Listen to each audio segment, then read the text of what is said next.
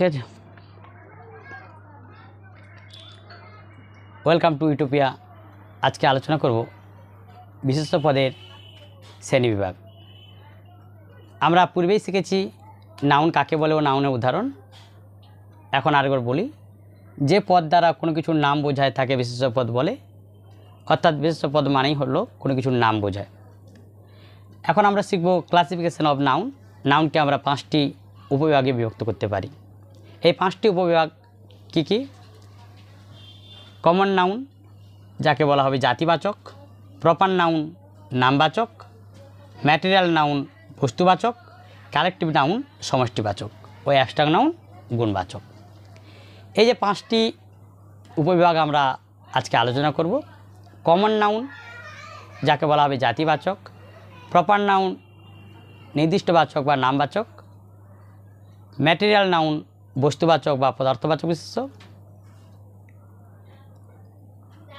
Collective noun, এই নাউনকে বলা হয় দলগত বিশেষ্য পদ; ও অ্যাবস্ট্রাক্ট নাউন, যাকে বলা হবে গুণবাচক বা ভাববাচক বিশেষ্য। এখন বিষয় হলো যে কমন নাউন কাকে বলে আমরা জানব। যে নাউনের দ্বারা কোনো জাতিকে না বুঝিয়ে, যে নাউনের দ্বারা সমগ্র জাতিকে বোঝায় তাকে আমরা কি বলবো? কমন নাউন বলবো। জাতিকে কেমন বোঝাবে? না, আমরা যদি বলি বয়, গার্ল, এখানে বয় বালক সমগ্র জাতিকে বোঝানো হয়েছে, গার্ল সমগ্র জাতিকে, এবং রিভার এখানে স্পেসিফিক না হয়ে পুরো নদীকে বোঝাচ্ছে। এই হলো কমন নাউন। বিষয়টা কি? কমন নাউন কি? যে নাউন নির্দিষ্ট করে না বুঝিয়ে সমগ্র জাতিকে বোঝায় সেই নাউনকে আমরা বলবো কমন নাউন বা জাতিগত বিশেষ্য পদ। এরপর প্রপার নাউন। প্রপার মানে নির্দিষ্ট। যে বিশেষ্য পদ কোনো নাউনকে নির্দিষ্ট করে বোঝাতে সাহায্য করে। পূর্বে আমরা দেখেছি বয়, এই যে বালক, এখন আমরা প্রপারে বলবো রাম। গার্ল যদি কমন নাউন হয়, মিতা, গীতা, সীতা বা কোনো মেয়ের নাম, তখন সেটা হবে কেমন? না, প্রপার নাউন। একই রকমভাবে রিভার যদি কমন নাউন হয়, গঙ্গা, যমুনা, সরস্বতী কিংবা আরও যে সকল নদী রয়েছে, সমস্ত নদী, এই নদীগুলো কিন্তু প্রপার নাউন। এখন বিষয় হলো, যে বিষয়টা পরীক্ষা আমাদের ওয়েস্ট বেঙ্গল বোর্ডের 6ষ্ঠ শ্রেণীতে অর্থাৎ ক্লাস 6-এ, সিবিএসই বোর্ড ও অন্যান্য সেন্ট্রাল বোর্ডে অধীনে যে সকল স্কুল রয়েছে সেখানে ছাত্রছাত্রীরাও কিন্তু এই নাউন সম্পর্কে সমগ্র আইডিয়া থাকে। এবার ঘটনা যেটা হলো যে কমন নাউন প্রপার নাউনের মধ্যে কিভাবে আমরা ডিফারেন্স খুঁজে পাবো বা কি ডিফারেন্ট, দুটোর মধ্যে বিভেদ কি? কমন নাউন ও প্রপার নাউন। কমন মিন্স সাধারণ নামকে বোঝায়, প্রপার নির্দিষ্ট করে। কমন যেটা, সেটা স্পেসিফিক করে কোনো কিছু বোঝাবে না, কিন্তু প্রপার স্পেসিফিক করে বোঝায়। এই কমন নাউন প্রপার নাউনের ডিফারেন্স কিন্তু বুঝতে হবে। আমরা যদি বলি কোনো এমনি যদি বলি ফল, ফল হচ্ছে কমন নাউন। যদি বলি ম্যাঙ্গো, ম্যাঙ্গো মানে আম, এখানে ফল নির্দিষ্ট করে কিন্তু বোঝাচ্ছে না। কিন্তু যদি বলে আম, আঙুর, কলা, আপেল, এগুলো কিন্তু নির্দিষ্টবাচক হচ্ছে।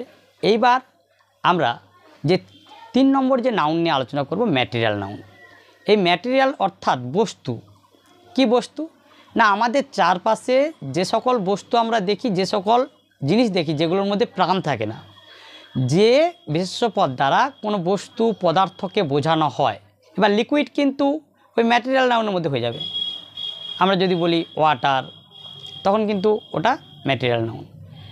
এছাড়া আয়রন, গোল্ড, এগুলো কিন্তু ম্যাটেরিয়াল নাউন।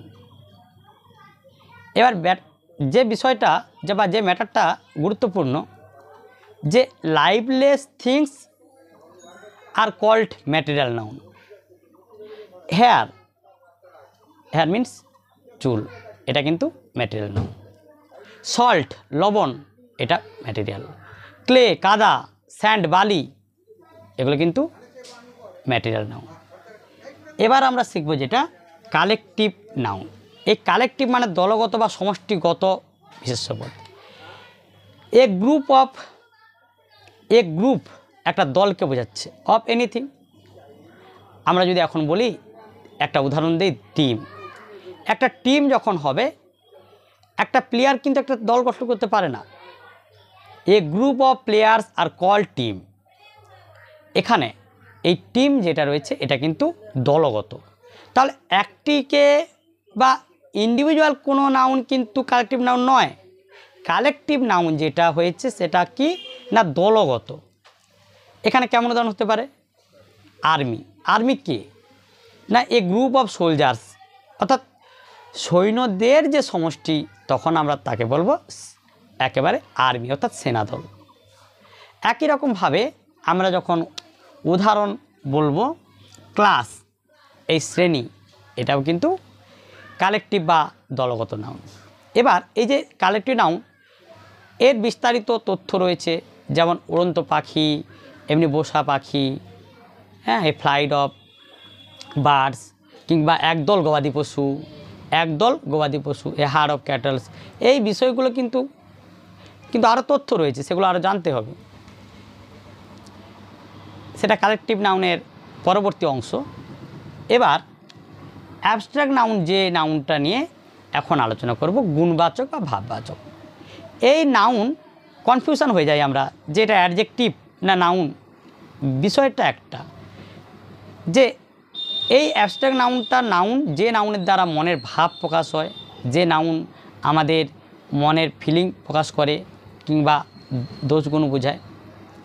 উদাহরণ যদি আমরা বলি যে এ নাউন কিন্তু চোখে দেখা যায় না, যে উদাহরণগুলো এখন আমরা আলোচনা করব, এ নাউন চোখে দেখা যায় না কিন্তু অনুভব করতে হয়, স্পর্শ করাও যায় না। বিষয়টা কেমন? এমনি যদি আমরা ফিলিং করি তাহলে কি হবে? যেগুলো আমরা ফিল করি, লাভ, হ্যাপিনেস, কাইন্ডনেস, দয়া, সুখ, স্বাচ্ছন্দ্য। এমনি আমরা যদি বলি কাইন্ড, কাইন্ড মানে দয়ালু, দয়ালু কিন্তু অ্যাডজেক্টিভ, কিন্তু কাইন্ডনেস, দয়া, এটা কিন্তু অ্যাবস্ট্রাক্ট নাউন। একই রকমভাবে হ্যাপি কিন্তু অ্যাডজেক্টিভ, হ্যাপিনেস কিন্তু নাউন। আবার অবস্থা বোঝায়, দোষগুণ অবস্থা বোঝায়। অবস্থা কেমন না কোনো একটা স্টেজ বা স্টেট, যেমন আমরা চাইল্ডহুড বলতে পারি, বয়হুডও বলতে পারি। এই চাইল্ডহুড, বয়হুড এগুলো কিন্তু অ্যাবস্ট্রাক্ট নাউন। তাহলে বিষয়গুলো বোঝাতে পারলাম। এখন আজকে যে আমাদের মূল বস্তু, ক্লাসিফিকেশান বা ডিভিশন অফ নাউন, এর যে আইডিয়া বা এর যে সম্যক জ্ঞান আমরা অর্জন করলাম, এটার আজকে জিস্ট একটু আলোচনা করি, যে কী কী পড়ানো হলো আজকে যে জিনিসগুলো বোঝানো হলো, যে জিনিসগুলো নাউনের ক্ষেত্রে কমন নাউন, যে ভাগগুলো রয়েছে, common noun, proper noun, material noun, collective noun ও অ্যাবস্ট্রাক্ট নাউন। কমন সাধারণ, জাতিগত বোঝায়। প্রপার নির্দিষ্টবাচক, নির্দিষ্ট করে বোঝায়। ম্যাটেরিয়াল বস্তু বা পদার্থ, বস্তু বা পদার্থকে বোঝাবে। কালেকটিভ দলগত, এখানে গ্রুপ বোঝাবে বা দলকে বোঝাবে। অ্যাবস্ট্রাক্ট গুণবাচক বা ভাববাচক, মনে ভাব বা গুণ, দোষগুণ প্রকাশ পাবে। আজ এ পর্যন্ত। পরবর্তী ভিডিও অবশ্য প্রোনাউনের শ্রেণীবিভাগ, এই পোর্শনের উপরে আমরা আলোচনা করব। তবে আজকে এ পর্যন্ত এই যে ভিডিও নাউনের শ্রেণীবিভাগ, এটা ছাত্রছাত্রীদের অনেকটা হেল্প করবে। আর পরবর্তী ভিডিওর জন্য অপেক্ষা থাকতে হবে। আজকে এই পর্যন্ত, ধন্যবাদ।